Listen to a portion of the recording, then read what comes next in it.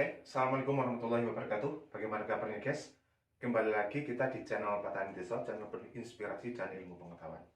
Pada kesempatan kali ini kita akan mencoba untuk cara menanam cabai ya, yang simple, praktis, mudah, tidak jelimet teman-teman. Ya, yang pertama yaitu kita pemilihan bibit langsung saja. Kalau di musim kemarau kita pilih bibit yang antivirus kuning. Ini ada Ori, ada Absolut 69. Oke. Nah, merek yang lain ada Mahkota, Salaan, dan lain sebagainya. Kalau di musim kemarau, pilihlah yang antivirus kuning, teman-teman. Kemudian, yang selanjutnya, sebelumnya, ini bibitnya beli saja, teman-teman. Yang mudah, simple, tinggal beli. Per biji itu, per pot kecil itu maksimal 250 rupiah ya. Kita coba menanam 1000 dulu teman-teman untuk pemula ya. Oke, yang selanjutnya adalah persiapan lahan. Yang pertama, lahan itu dirotari teman-teman, dirotari sampai halus ya. Kemudian yang selanjutnya kita sebar pupuk kandang dan kapur dolomit. Kemudian kita rotari yang kedua. Oke. Nah, setelah gembur tercampur rata, kita siram menggunakan, kita basahi dulu, kemudian kita siram menggunakan EM4 aktif yang di video kemarin sudah kita jelaskan. Yang aktif teman-teman. Dosisnya per tangki itu 200 minimal, bisa sampai 500 cc atau 500 ml. 200 sampai 500 ml per tangki, 16 liter. Oke. Nah, kemudian kita bedeng ya. Kita bedeng arahnya ke utara selatan.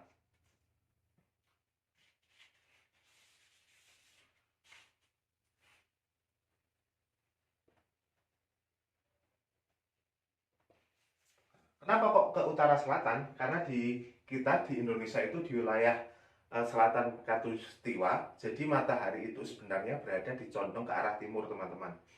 Jadi kalau kita itu membedengnya itu arah timur barat, nah di sebelah selatan itu kekurangan sinar matahari. Tetapi kalau utara dan selatan mataharinya ada di sini, nah sorotnya itu semua dari sini sampai sini itu akan ke bagian sinar matahari.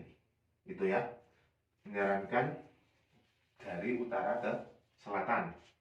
Nah, maksimal bedengan teman-teman panjangnya, oke, panjangnya itu adalah 25 meter.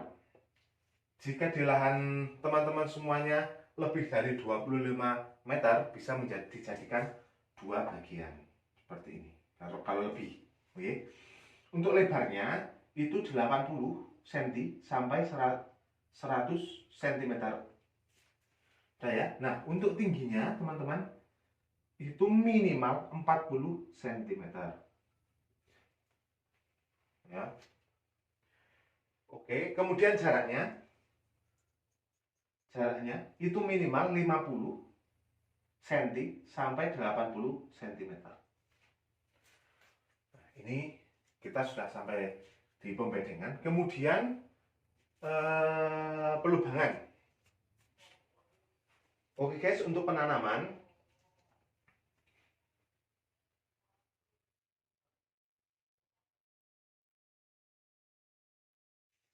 setelah bibit kita beli dan kita peroleh sekitar 4 sampai 4, 6 atau maksimal 8 daun baru kita tanam.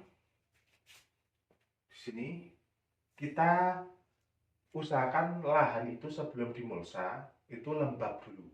Jadi setelah lembab kita pasang mulsa, kemudian kita tunggu seminggu atau 15 hari, kemudian kita bisa tanam.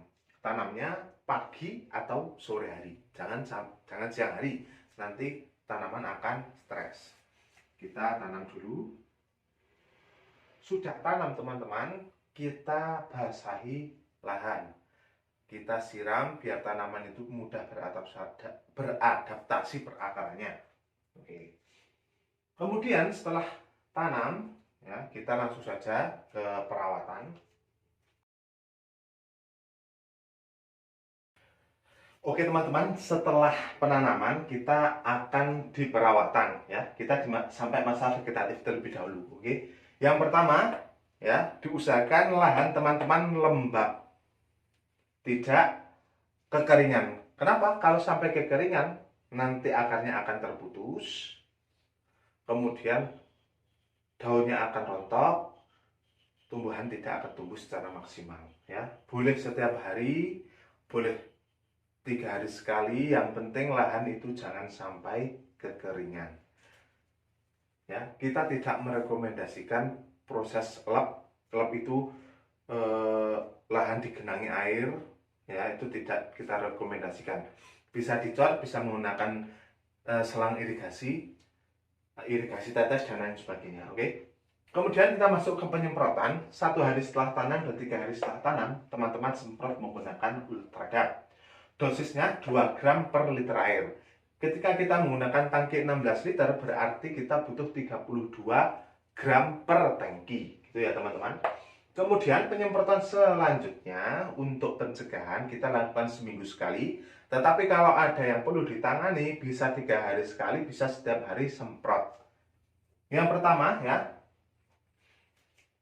di masa vegetatif, ya, kita melakukan penyemprotan 5 kali di umur 7, 14, 21, 28, dan 35 sampai mencah pang, ya. Kita menggunakan apa? Inseknya kita menggunakan Abamectin, bahan aktifnya, merek dagangnya teman-teman bisa cari. Kemudian kita funginya pakai Antrakon, ya. Kemudian kita menggunakan CNG plus Perkat. Oke. Ada 2 rumus. Kemudian rumus yang kedua pakai Sipermetrin, inseknya, funginya pakai Mancozeb, kemudian nutrisinya pakai MKP, ya. Lukir aja terus. Misal 7 hari yang pertama kita pakai nomor 1, 14 hari 7 hari yang selanjutnya atau minggu selanjutnya kita pakai yang nomor 2. Nah, untuk unsurnya kan ini insek dan funginya cuma sampai 2.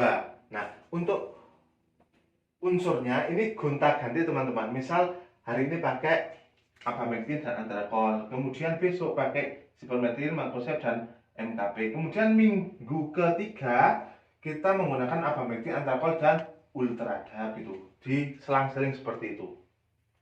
Jangan lupa plus Perkat. Oke. Nah, itu sudah simple masa vegetatif sudah kita lalui. Kemudian kita lanjut ke masa generatif. Oke teman-teman, di masa generatif, ya, karena tanaman cabai itu sudah pentil atau sudah ada buahnya kecil-kecil, ya, kita melakukan sedikit berbeda. Untuk inseknya kita tambah unsur Profenofos. Karena apa? Profenofos ini baunya sangat menyengat dan nantinya otomatis akan mencegah lalat buah itu menempel pada tanaman kita. Kemudian untuk funginya, ya, nomor 1 dan nomor 2 itu masih sama, insek dan funginya, tapi tambahan nomor 3 ini kita tambah Amistartop. Karena apa? Di masa generatif itu layu sudah mulai muncul, kemudian patek juga nanti akan menyerang. Nah, busuk batang juga. Nah, kita menggunakan fungisida yang paling mujarab, yaitu ada Amistartop, ada juga Tandem. Nah, ini bahannya azoxystrobin dan devetoconazole. Oke. Kemudian untuk unsurnya atau nutrisi, kalau di masa generatif kita pakai CNG dan Ultradap tambah MKP sedikit. Kalau di masa generatif kita cukup pakai 2, yaitu MKP, KNO putih, MKP, dilukir terus. Oke. Jangan lupa pakai Perkat, ya. Di masa generatif ini, ya, masanya yaitu 42,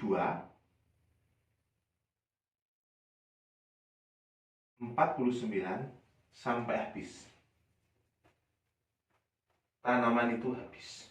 Nah, kita lukir aja 3 ini. Oke, insya Allah tanaman teman-teman semua akan sehat, kemudian tumbuhnya tinggi, dan juga akan mantap-mantap teman-teman. Oke, boleh sesekali teman-teman pakai unsur CNG kalau tanaman teman-teman kekurangan unsur nitrogen. Kemudian kita lanjut, penyemprotan sudah selesai, kita lanjut ke tahap pemupukan. Oke teman-teman, di pemupukan kita cukup simple aja ya. Pemupukan itu dilakukan seminggu sekali, atau tanamannya jika sudah subur itu bisa dilakukan 10 hari sekali. Tetapi kita akan melakukan 7 hari sekali dulu ya. Ini yang paling dasar. Oke, yang pertama pemupukan ini akan dilakukan secara kocor teman-teman. Dikocor. Jadi kita menggunakan dirigen 20 liter ya, hitungannya nanti ya. Oke, yang di 1 hari setelah tanam kita kocor trichoderma aktif ya. Dosisnya minimal 200 ml per 20 liter air. Ini kita lakukan single aja ya. Tujuannya nanti biar tanaman teman-teman itu terhindar dari layu bakteri atau layu fusarium ya. Kita masukkan trichoderma aktif. Kemudian ya, ini khusus 1 hari perlakuan ya teman-teman, 1 hari ini jangan sampai terlewat. Kemudian teman-teman, 7 hari yang pertama teman-teman menggunakan EM4 aktif, kemudian NPK bisa 15, 20, 12 juga boleh, plus POC jika ada ya. Kalau enggak cukup EM4 yang aktif dan NPK 15, 20 atau 12, 12. Teman-teman boleh pilih ya, terserah. Atau 16 juga ada, NPK 16, 16. Kemudian di 7 hari selanjutnya kita menggunakan trichoderma seperti biasa yang aktif ya. Kenapa kok aktif? Ya karena lebih banyak, mikrobanya lebih kuat juga. Nah, untuk pengaktifkannya boleh dicek di video sebelumnya ya teman-teman, di bawahnya persis. Dan NPK seperti biasa, sudah cukup itu aja, 2 E4 dan trichoderma itu aja. Kemudian NPK 15, 20 boleh, 12 atau boleh 16 juga boleh ya. Nah, dosisnya EM4 aktif atau trichoderma aktifnya sama, setiap 20 liter air menggunakan minimal 200 ml. Boleh juga 500 ml kalau teman-teman sudah mengembangkannya yang banyak. Oke. Kemudian yang selanjutnya NPK-nya cukup 100 gram per liter air. Sangat irit kan teman-teman? 100 gram per liter air. Dan juga kalau teman-teman punya POC urin atau POC dari air kelapa juga boleh dimasukkan di sini. Oke teman-teman, cukup sekian, semoga bermanfaat. Terapkan metode ini dulu untuk petani pemula ya. Jangan lupa untuk pemanenannya 3 hari sekali, jangan sampai merah-merah betul, tetapi pemanenannya merah yang gembading gitu ya. Oke, semoga sehat selalu dan teman-teman tetap semangat. Assalamualaikum warahmatullahi wabarakatuh.